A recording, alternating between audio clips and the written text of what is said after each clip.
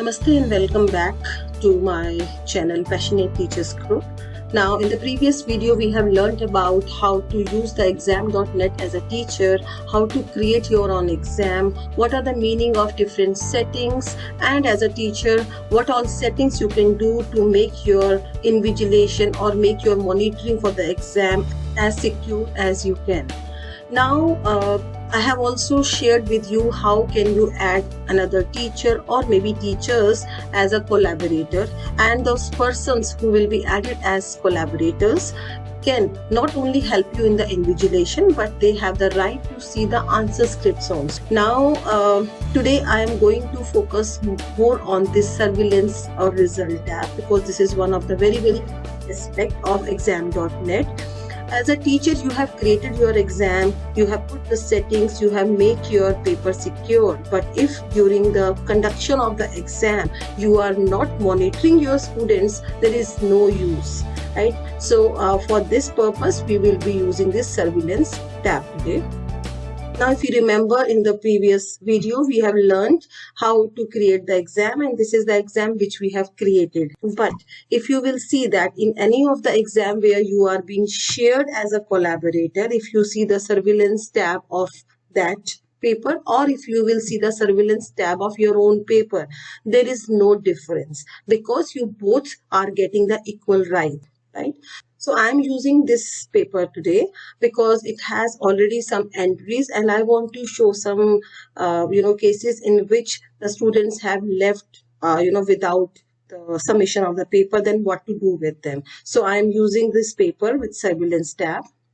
So you can see the paper is already opened, and out of these there were 21 who started this exam, on which only 12 have submitted the exam. So these green ticks means that these people have already submitted their exam. However, these 9 are ongoing. Now, ongoing means they have no internet connection now. They are not connected with us, but then they have started or initialized the exam.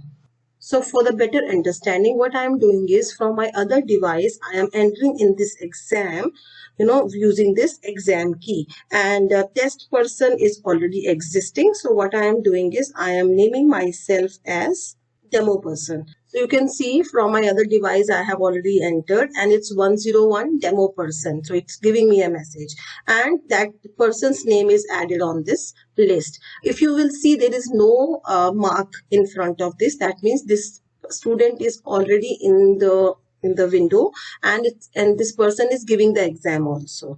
Now if I click on it, you can see the moment I click on that person, it will open the individual window for that person. It happens with every student. Every student has its individual window for a teacher. So when I click on this, it is showing me that student is writing and has connection to the exam, and the exam is loaded for that person at this time.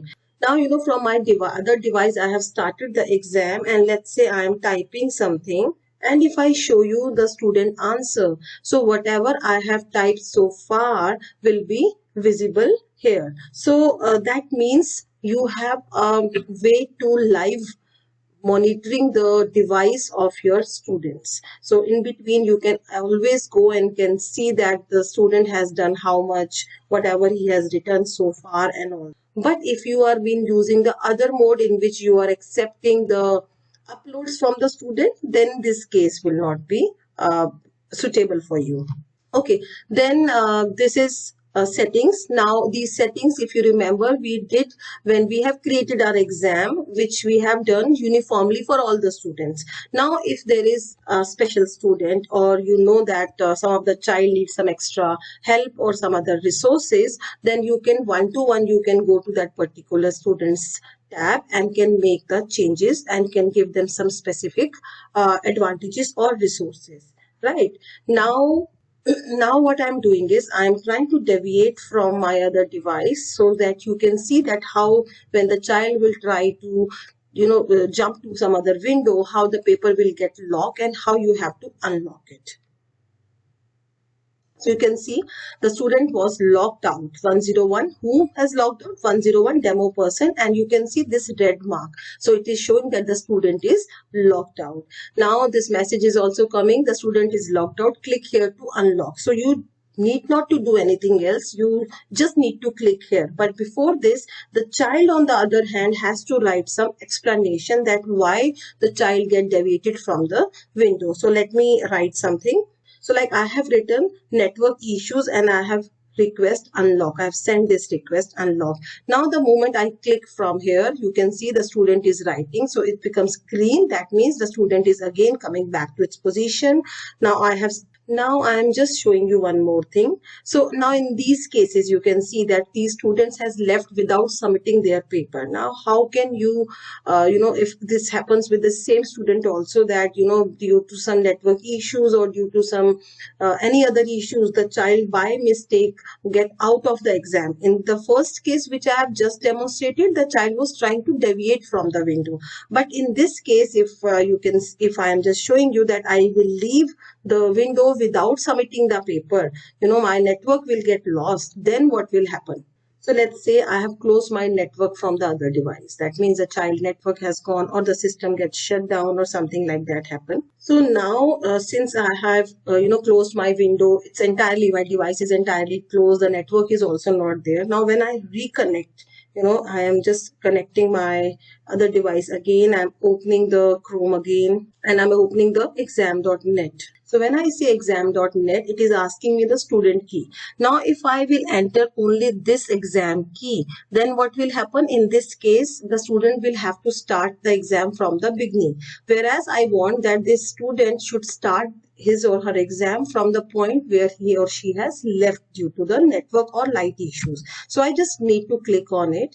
And you can see if I drag it down, so I have to go to its personal window and you can see individual key, exam key to resume the exam. So you can see the individual key for every child is always followed by the main exam key. So this is the main exam key followed by hash and a number, which is an individual or a unique key for every child. So, I am just entering this now. So you can see the student entered the exam. So the moment I entered this individual key, I have got my focus back to the exam. And if I show you that my answers, whatever I have written is there as it is. So this is a way to, when your child get disconnected because of some reason, how to get them back. Now let me just also show you that if I submit the paper, now I'm submitting the paper and the child submit the paper, you'll get a message. The student submitted the exam 101 demo and it is getting a green tick also. Okay, now let us see the other options available in this. When the exam is running, before starting the exam, you can also set a timer for the students so that in the child window, this timer will go in the return phase. For example, if it's a 1 hour exam, so if I enter 60 minutes, so it will start showing, to the student. So I'm showing you this paper as test person so that you can understand how this paper will look like. So you can see this timer is running. So, whatever is the duration of your exam, this will keep on running and the child will get to know that this much time is left. But you please understand this, that this timer is only for the sake of understanding the student that this much time is left. It has nothing to do with the forced submission of the student, that if the child is not completing the exam within that 1 hour, the paper will not automatically get submitted. However, if you feel that there are some students who keep on writing and not listening to you and not submitting the paper after your 1 hour exam or whatever the duration of the exam is, you always have an option of forced submission. After verbal reminders, if you feel that student is still not submitting, you can go for forced submission. And in that case, it will ask you that, if you have any particular student you want to give some extra time, you can choose that person. And then you can, add exceptions also. You can add some more names also. You can say done and then you can say proceed. So those many students whose name you have mentioned in this list their papers will not be submitted forcefully, but rest everybody's papers will be submitted forcefully. So, in my case, I have already applied that forced submission. So the papers were already submitted, but this is what is to be done for the forced submission. Now move on to the individual exam keys to resume the exam. So it will, if I click on it, it will give me the list of all the individual keys. But in our case, you don't need it because I've already told you that click on that particular child and the exam key is always mentioned there. So, every child has its own exam key, which is written there on its window. Now comes the anonymized identities. This was there in the settings also. So that time, if you have skipped that part and later on you realize that you want to anonymize identities, you can do that also from here. Now I am moving on to this part which I was been mentioning, that in exam.net there are multiple ways to check the student's paper and to share even the papers of the student. Let's say I am just an invigilator who has been conducting this exam. Later on I just want to share the folder with some other teacher or to my management, or I have to submit it as an evidence somewhere.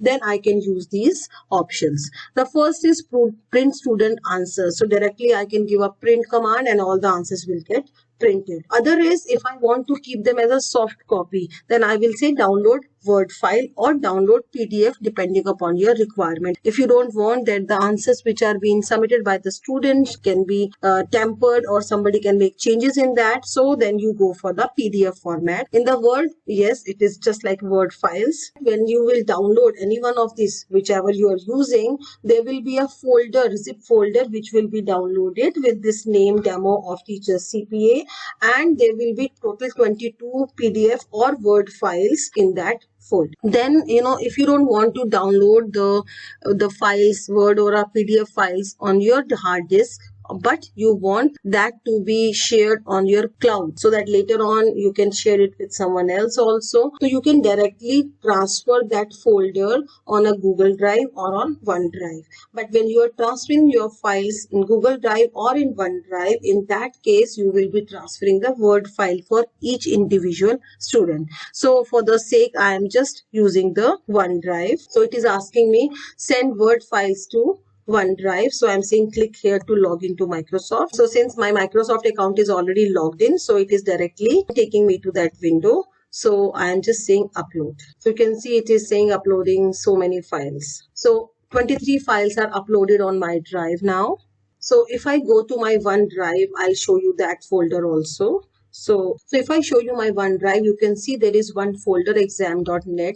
When I click on it, it has got all those folders which I have uploaded. So this is the recent one which I have just uploaded with 23 pages. It is saying about a minute ago. Now let's say your paper is over, right? But then you want to see and check later on that which students has been logged how many times. So when you click on that particular child, it will show you the log of the file. So this is how many times the child has got logged, and this is what the reasons the child has given. So you can see it is showing me the complete log, that when the child has lost focus, what is the explanation the child has given, and everything. One more important thing is, let's say in your exam, let's say your exam key is being leaked and there is some unwanted people who is in your exam, you don't know those people, or let's say there is some child who is continuously creating a lot of nonsense and you want to remove that child.